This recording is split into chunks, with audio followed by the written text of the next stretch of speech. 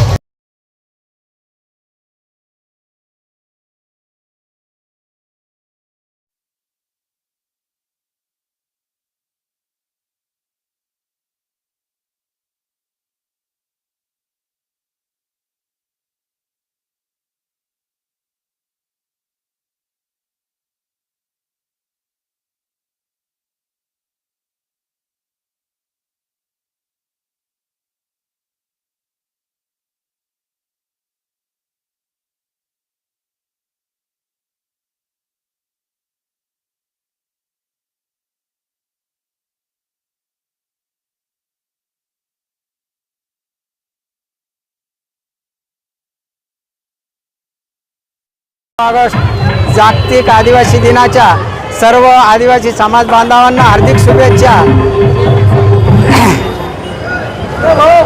दिनांक 9 ऑगस्ट जागतिक आदिवासी दिनानिमित्त संभाजीनगर येथे सर्व आदिवासी समाज बांधवांनी उपस्थित राहून आणि सगळ्यांना हार्दिक शुभेच्छा दिल्या आणि यापुढेही आम्ही खेडोपाडी असाच जागतिक आदिवासी दिन साजरा करणार आहोत। हे किती वर्ष आहे तुम्ही जागतिक आदिवासी दिन? आज हे दरवर्षीप्रमाणे 5 वर्ष झाली साहेब आम्हाला।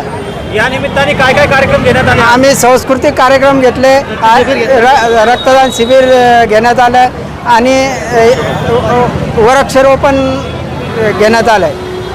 तर आपण या निमित्ताने समाज बांधवाला काय आवाहन करणार? दरवर्षीप्रमाणे एकत्र येऊन एकलव्य जयंती जागतिक आदिवासी दिन साजरा करणार आहोत। एकलव्याची जयंती पण आहे आज, त्या निमित्ताने काय सांगणार? आम्ही सर्व समाज बांधवांना हेच सांगू इच्छितो की दरवर्षीप्रमाणे हजारो सगळे एकत्र येऊन आणि ते साजरा करण्यात येणार आहोत। शासनाकडे आपण विविध मागण्या केलेल्या आहेत, आतापर्यंत काय झालंय? आजपर्यंत साहेब काहीच नाही। आम्ही वेळोवेळी हे इशारा आहे त्यांना, यापुढे आम्ही असंच चालू ठेवणार आणि शासनाला पण जागृत करणार। मंजित गायकवाड, एकलव्य संघटना।